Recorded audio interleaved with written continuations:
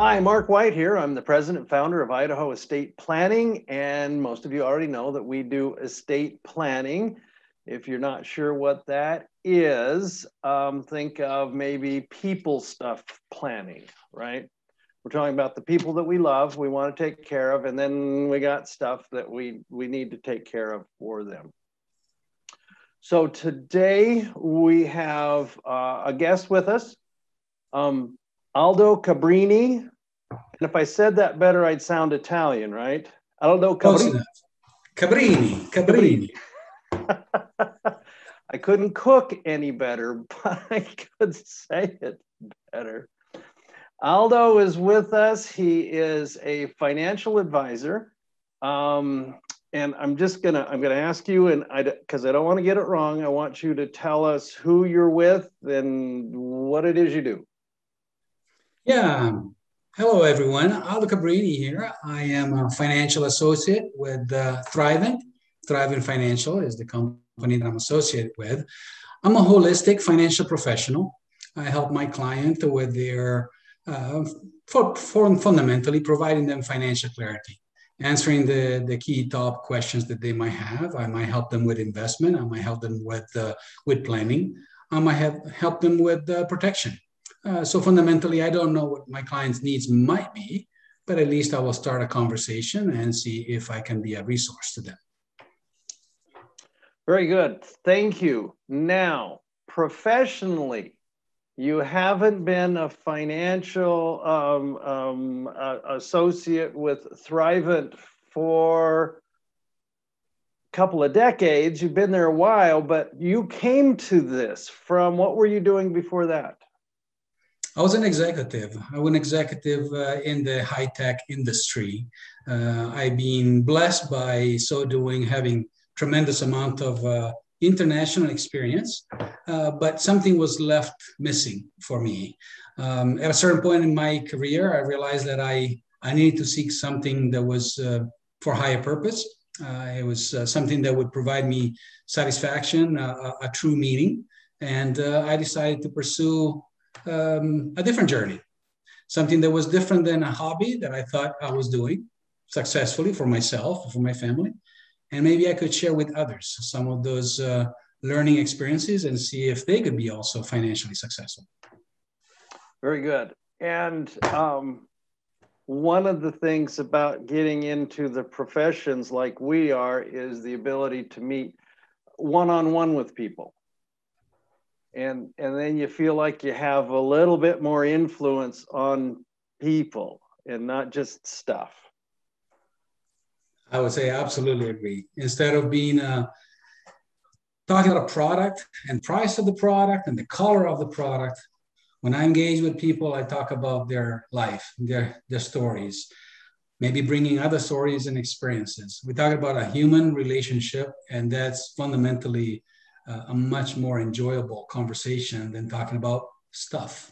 Yeah. So that's what I really enjoy doing. Not that we don't need people that can do the stuff.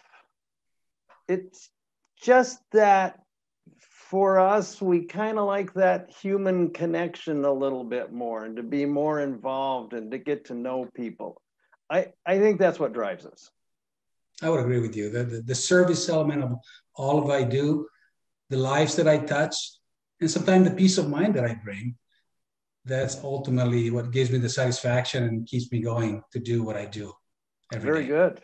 Well, I have a number of things that I think would be interesting for us to discuss.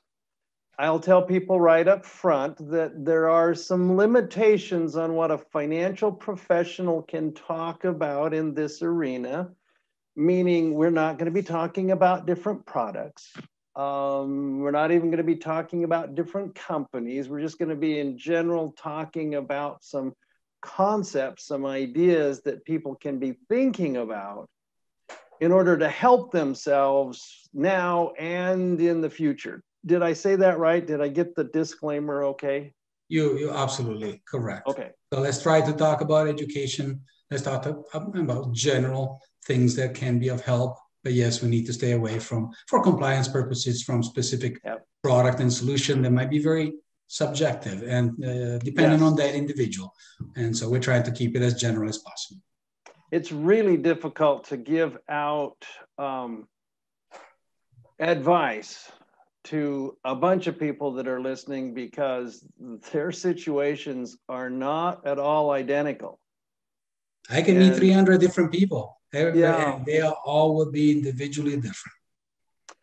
My staff gets a little bit annoyed with me when they ask what they think is a yes or no question. And I say, well, that depends.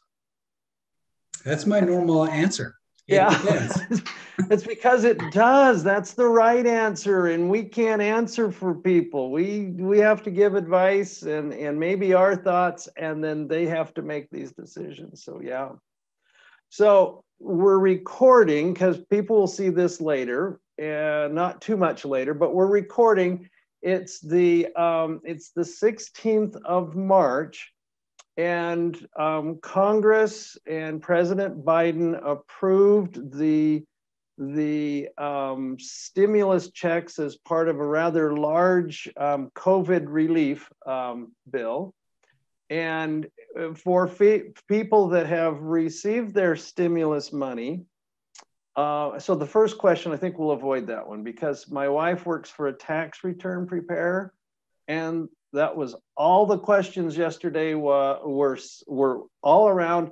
I haven't gotten my stimulus check yet. What do I need to do? And of course, they can't do anything about it, but we're going to assume people got their checks or their deposits. You got some ideas on what maybe they could be doing with that money? It's a little extra.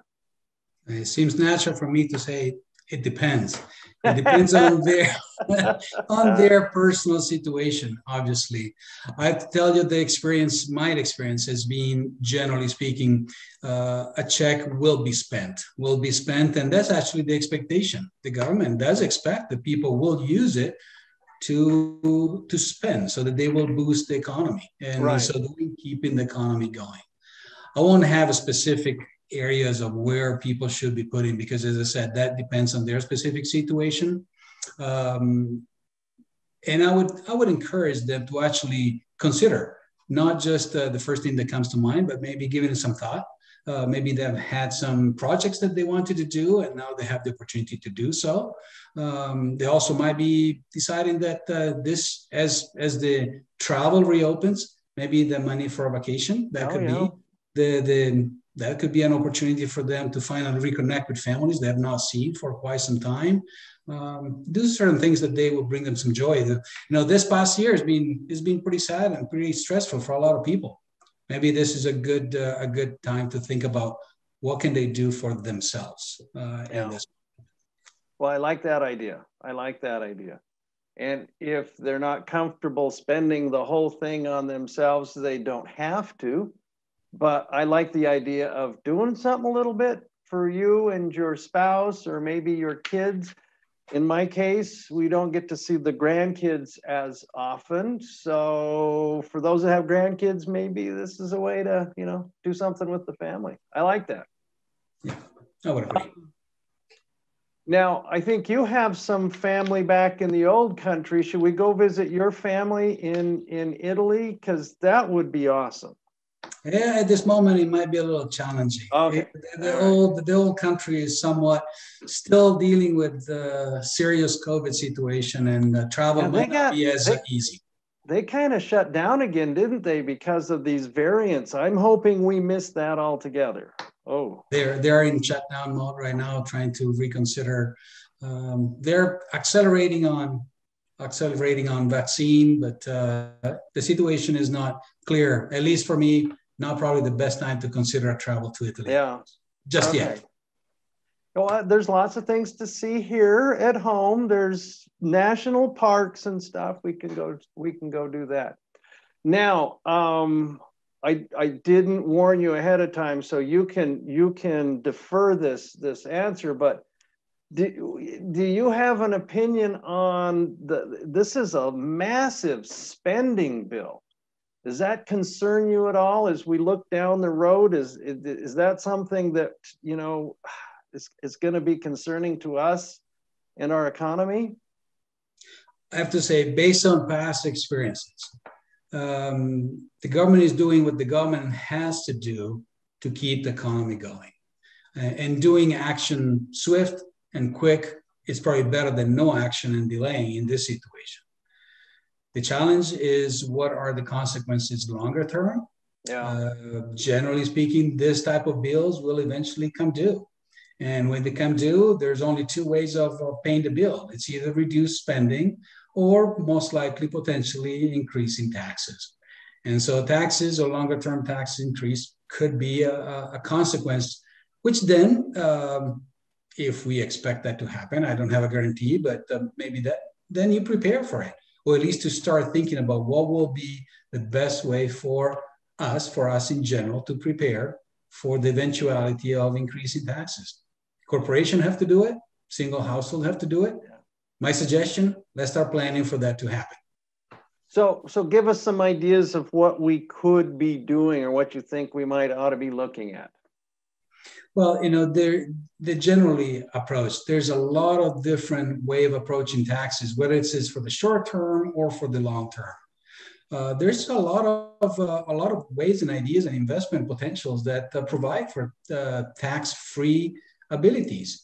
There's not unlimited tax-free abilities, but there's opportunities for folks to consider for later in retirement, whether the money, when it will come out and they will be spending, it can be treated as tax-free. Now, tax-free doesn't mean tax-free for in all cases. They might have to pay taxes now, but we're in one of the lowest tax bracket situation in decades. So right now we're actually enjoying a fairly low tax implication. Why not take advantage now of this situation and prepare for the later? No one likes to pay taxes if they can avoid it, but I'd rather pay less if I know that I might be paying more on the same dollar later on. That's what I would consider suggesting people to start looking at. Yeah, I don't think we're going to get into that situation where there's no taxes. So if we recognize that one isn't possible, the no taxes, then I like your advice, maybe paying less, even if that means a little more income right now, pay less, and then possibly moving that into a product or an account that provides no taxes in the future. That is correct. I like that. That's a good idea. That is correct. But here's what it takes. And this seems to be a challenge for a lot of people. You have to think about it. You have to go, oh, I don't want this. I want something else. Well, if you don't do something about it, then you're going to get the thing you don't want. Well, most of the time. One of the reasons why I do what I do is because I'm an educator at heart. And frankly, I wish we collectively were to receive more education earlier in life, maybe even in school. Financial education is not something that we spend a lot of time doing at home. We don't do it. So to me, that's the biggest challenge. It's the lack of knowledge and the lack of understanding of what tools and options people might have. And so just spending some time to find out what could be the possibilities, what should anyone look into, and start educating about those options. That will give motivation to be successful, and they will give the ability to understand that, people do have options, some better than others. And the sooner they look into the options, the sooner they start planning for it, the better the plan will be later time. So I think, just generally speaking, just pick up a book or call a professional.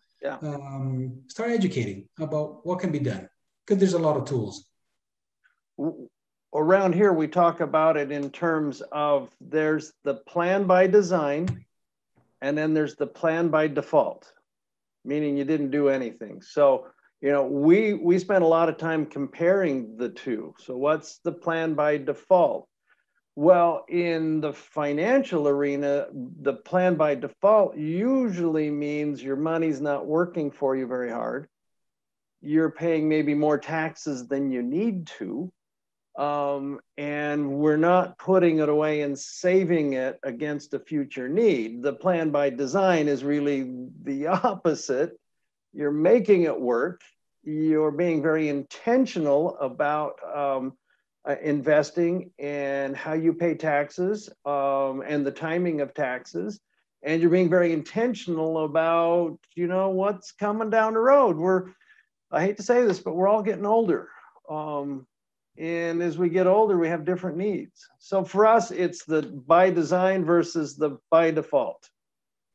A lot of people ask me, what's the biggest mistake you see people doing when it comes to their financial success? Actually, I see the biggest mistake is not doing anything, procrastinating. Doing one day, I will do it. I will get it done. When in reality, time is the best friend that we could have, because even if you make mistakes, you can correct. But if you lose and waste the time, it won't come back to you. And I'll tell people, you're never going to be younger nor healthier than today. So start acting today, because you might not have all the luxury later on in life, or those around you might not be as healthy as you would like them to be. And so again, start today. This is what's the best time to plant a tree? That was probably 20 years ago. Yeah. The next best time is probably today. Right now. Yep. Right now. Get her done. Get her done. It struck me as you said that over the course of this last year, I remember 1 year ago, my wife and I had gone to some meetings in Florida. Our daughter, and more importantly, our granddaughter, who was 2 years old not quite 2 at the time, live in Florida. So we had a chance to go visit them. And that's when everything went to heck in a handbasket with COVID. And we weren't even sure we'd get home. And then we got home. And of course, everybody, everybody thought, well, in a couple of months, we'll be back to normal. And then they thought that again, but it maybe got to 3 months and maybe in 6 months. And I thought that was a real reminder that we don't control everything. And so the best we can do is get educated and be intentional. In my business, you can certainly go online. You can type in estate planning or trusts or wills, and you're going to get a couple of million different hits. And you're going to have all these people giving you information and ideas. I'm guessing it's about the same in the financial world. One thing that I like to point out, I call it the certainty of uncertainty. So if you look back to a year ago, various things happened that I think make and should make people understand and agree that we don't have control of many things. At the fundamental level, I always consider individuals on 4 parameters. What's their health? Are they healthy or they are not healthy? What's their job? Do they have it or are they out of a job? Life is an important parameter. Are they alive or are they potentially past? And then last, things that are not outside is economy. Is the economy working well or not? If people realize that all those 4 parameters might have a positive and a negative situation, you might be dead, you might be unhealthy, you might be out of a job, and the economy might suck. If you plan for those uncertainties and you have emergency funds on the side, you might have protection, you will then be able to start building for the blue sky, the good things. The economy is great. My job is perfect. I have great income. My health is good. That is within those 4, if you start considering all the boundary condition, that's where planning should happen. But each situation is different. Each individual is their lifestyle, their children, their job, all those are different. But if you consider those fundamental elements and you consider the good and the bad, plan for the uncertainty and control and put wedges in place that will prevent you from having your entire financial plan to fall apart, and then start building upon a strong foundation. That's what I would suggest. And usually don't go at it alone. You want someone that has experience, that's seen it, and can provide the better guidance for that particular situation, or to put in line your goals and your values and your concern. A lot of what we do is being accountable partners, helping people align their actions with their goals and dreams and concerns. That's really what we do. And you can interpret a whole internet full of all kinds of information. You can take it and interpret it and help apply that to a particular situation. And they don't have to be overwhelmed, which is what happens when folks go to the internet. It's just overwhelming, and nobody knows where to start. And there could be potentially a lot of different conflicting information. So it's difficult for anyone to distill down what's the truth, what is applicable to me. And unfortunately, that's why it might be overwhelming. And then my fear is that if it's overwhelming, then people decided, I'm not going to do anything about it. I'm just going to move on. No, I think we see that all the time. People just, they don't even know where to start. They don't know what to be concerned about. They have some general anxieties, especially over the last year. And then they don't even know how to get going, what to be thinking about. And least of all, they don't know the tools that are available. You've got a pretty good sized toolbox that you can go to and say, hey, listen, let's build this and let's talk about the tools that we use. And I don't think people understand that. Yeah, and also it's sometimes concerning that folks believe that engaging with a professional means only if they have a lot of assets, about to invest. In reality, a financial advisor is a resource to help educate, is a resource to have a conversation, is a resource that can be on your team independently of having assets or not. And unfortunately, that's the belief out there. And so if we can help your community understand that they can engage just to start a conversation that might be helpful without fearing I don't have enough or Aldo will not talk to me. No, advisor will talk to you and they will help if they're true to their and passionate about why they're doing it.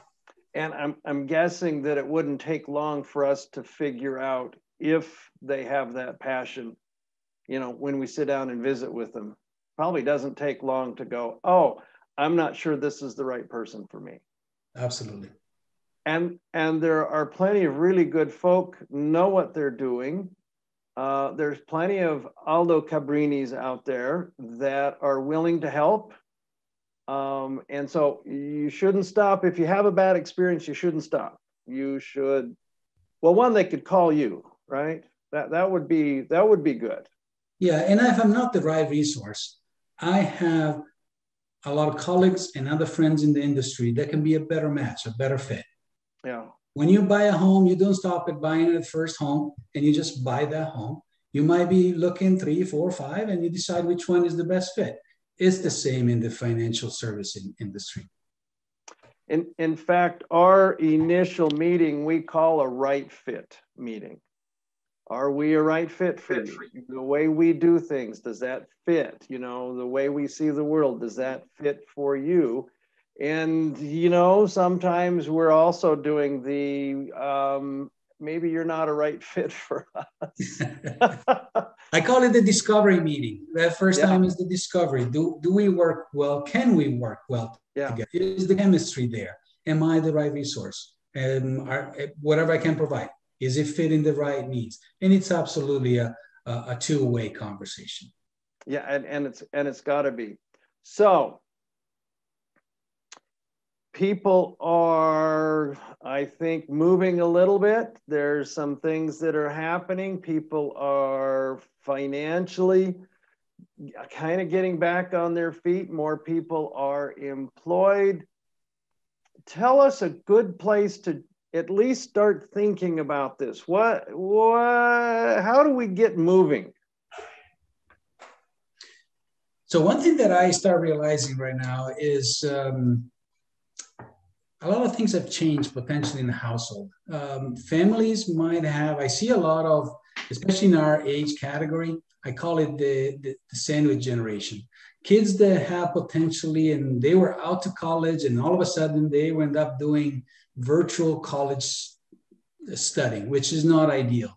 They might even come back home because this is no worth for me to travel out of state to have a virtual engagement. Can I come back home? And our parents that thought their children were on their way and are living at home. And maybe at the same time, they have an elderly parent in the same situation. So that's a big area of how do I deal with it? Yeah. How do I share my attention? How do I put my money in? Maybe I'm still working. Do I start dedicating money to support my elderly parents in their aging, and or my young student that now doesn't have a job or cannot find a job? And I would say that's prioritization. That's probably the most important. How do people move forward? Start consuming what's really important and what's important to them. To leave a legacy for children, to support their elderly parents, or potentially not to, in so doing, jeopardize their own retirement. Yeah. Because that's, I think, so prioritization is the most important. Trying to take an inventory of what's important to them and make sure they don't do based on their generosity. And I love when people are generous with their children or their parents, no doubt about it. But they need to make sure they understand time is of essence when making decisions. And they might make the wrong decision. They might not have time to recover. And they might jeopardize their personal future enjoyment for the sake of generosity that maybe it's not properly placed. Well, I know I'm getting to an age where I might not be able to quickly overcome mistakes, financial mistakes. I'm still working, but I think that's maybe one of the things that people should call and ask about is, you know, in 3 years, I don't want to be working. Well, what have they done? Is 3 years, you know, accurate? Is that workable? These are all questions that they could bring to a professional like you and say, all right, tell me what to do. Well, it always starts with a lifestyle. You know, the time and the duration is just one of the tools that you have. How much time do you have before you reach a certain, call it financial independence? I also don't like to talk about retirement just because there's an intellectual ability that needs to be stimulated. I like to talk about financial independence. If I can help client potentially continue to work because they love to do it, but they don't have to for whatever situation, that's a better place to be. Now, I do know that they call it the red flag area is the plus or minus 5 years from that time. Anything that happens in this short amount of window could be potentially devastating. If you think back a year ago, the market was dropping in weeks. And if someone would just had retired and they saw their investment dropping by 30, 40%, they might have to reconsider, maybe I should not retire any longer. Maybe I need to work a few more years. Now, luckily, this kind of self-corrected much quicker than probably many expected. And so probably people I hope they didn't make drastic decisions. Nonetheless, those are the type of things that in that window, you need to start considering what kind of lifestyle will I need? And then am I be able to support 30 plus years potentially of working without an income later on, which means guaranteed sources of income, when to take Social Security. And the other big things is longevity is becoming, a financial challenge that actually multiplies all other financial challenges. The longer you live, the more money you need. The longer you live, the more potentially health expenses. So you need to start thinking provisions. Can I sustain 30 years of my life without an income? If I'm not healthy, or if my parents are not healthy, I need to support. I would start looking at engaging. There's never a good time to engage in retirement planning, but people say, they don't consider starting to think if they have maybe 30 or 40 years before. In reality, I suggest the first time you earn $1, you should start thinking about a financial plan. The plan will change, but it's worth starting sooner so that you know how to set up a roadmap in front of you that might lead you in the right direction or to make the right decisions. And the time as you get closer to that date, the less time you have to make corrections. So the sooner you start, the better you can react to anything that happens outside of your control. Economic downfall or loss of jobs, loss of income, loss of partners, in that supports your household, whatever that might be. Yeah. Well, and I think that a mistake that I see on our side, which I think would be similar, is when you say lifestyle, we're talking family. So I wanna be there when the grandkids do this, when they graduate from school, when they do whatever, all these things that the grandkids might be doing. I want to be a part of that. Well, if they'll think through that and say, yes, well, that's really good impetus to get them moving forward. And now you can come back to that and say, all right, so how are we going to do that? Well, I'm going to need money to do that. Great. Let's figure that out. And so you don't bring them in and say, all right, how much money do you need? No, we have a very good process of, I call it dreaming and goal setting. So lifestyle is one of those things that starts at the foundation. What are your basic needs? Transportation, food, property taxes, whatever that might be, clothing. But then it goes beyond that. I want to travel. I want to travel internationally. I want to go and see my grandchildren in Florida, maybe twice a year, 3 times a year. Maybe I want to buy a car every 3 years because I like a new car or a new fishing rod. We talk about in generality about dreams and goals, and obviously every single one of them might have a price tag associated with it, but at least it can help us understanding what are those income needs later in life so we can start making provision. I had a client one time ask me if he could afford a cottage in Scotland. I don't know how much real estate in Scotland costs, but maybe we can figure it out and see whether that's possible and feasible. It's and then sometime, unfortunately, you have to make some trade-offs, and trade-offs may be some sacrifices now for the future goal and dream that you are achieving, or sometimes the sacrifices are later. That is always a possibility and a flexibility, but it's part of the conversation, and then aligning those priorities because that's at the end, it's their money. They need to decide what's important to them. I can only help them maximize the probability of success. And that's why it depends. It depends. That's the answer. So they maybe should not expect to that first sit down to walk out with this full set of instructions from now until they die. Maybe that first meeting is, like you said, the discovery or exploring, what do they want? Can't get there unless we know. It's never a one meeting only process. It's actually take a few meetings, and usually it's the speed and the duration of those are very client dependent. They can decide how deep the relationship needs to be, how broad it needs to be, but usually there is a discovery at the beginning. Can we work together? There could be a moment of what we call a data gather, where we start collecting the current situations and the assets, the tools, the documents that are important there, but also a goal setting for the future. Financial planning is going from the current to the future and using the tools that are available to us to join those two points. So at a minimum, there will be 3 or 4 times, and then periodic reviews, because the plan is only as good as the situation as it was today. I don't even know what the market is going to do tomorrow, but it sure might have an impact on the financial plan. So periodically, quarterly, every 6 months, at least once a year, you should review. Did what we thought was going to happen, or did it happen in a different way? What tweaks we might need to do to correct the path. But at least having a stake in the ground, it gives a good sense of direction, knowing that you have a path moving forward.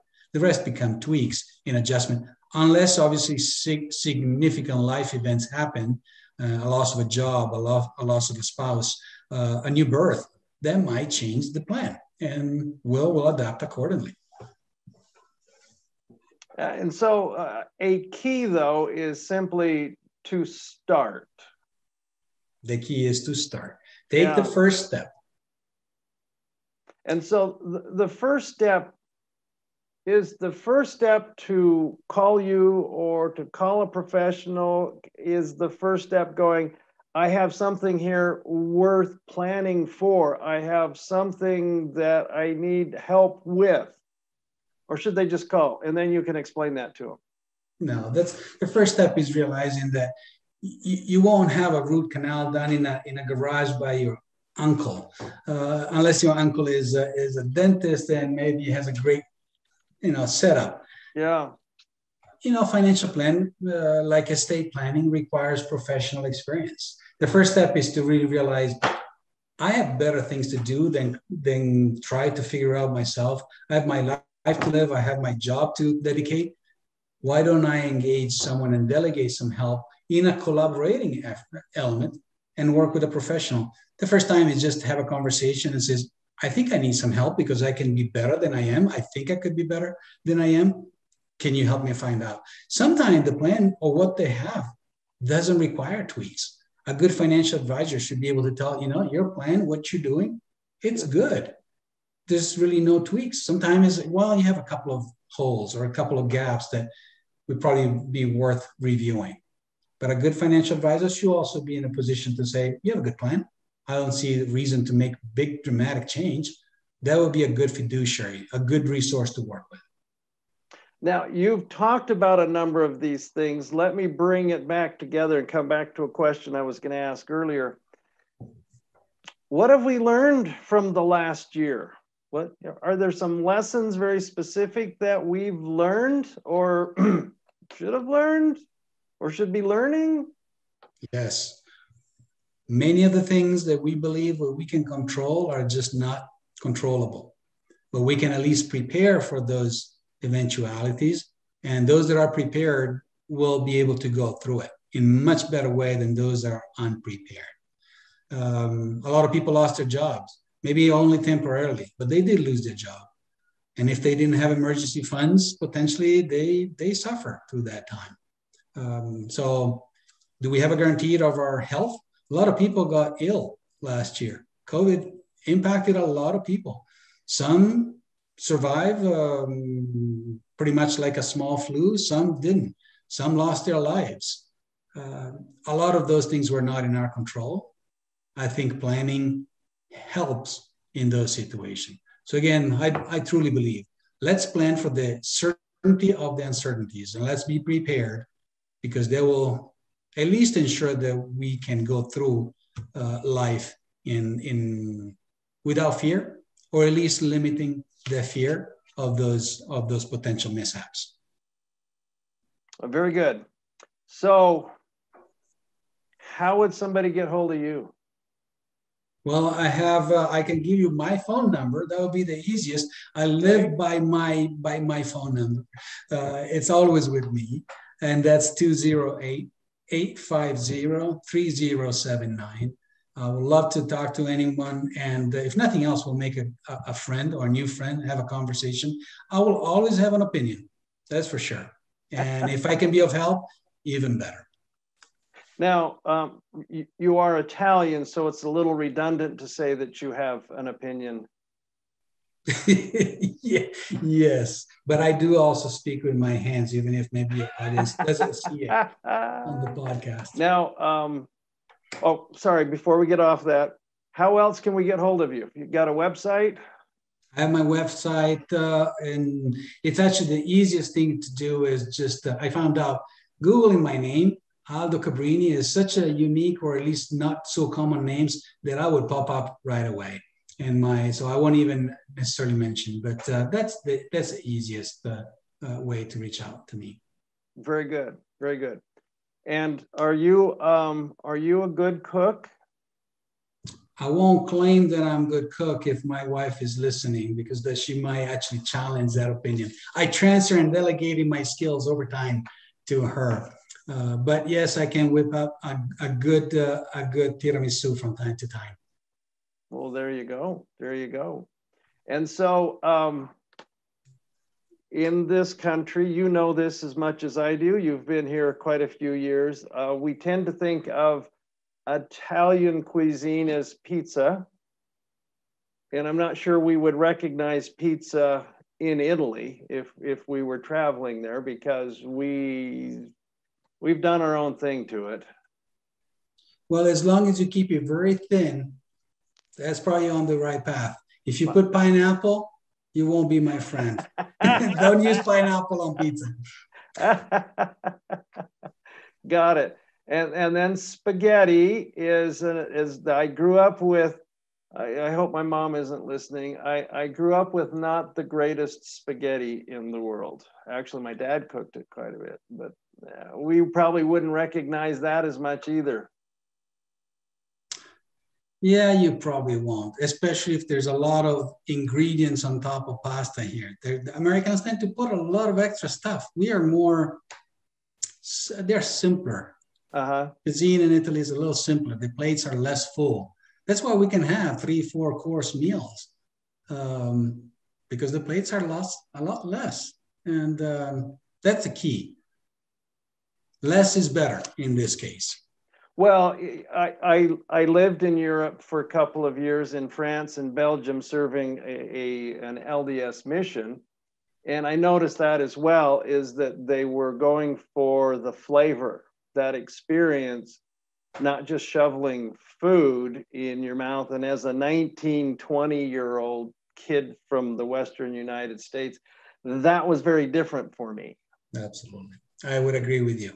Sit down and have a conversation and visit, and it was about flavors and anyhow, it was, we're learning. My wife and I are learning. We're getting there.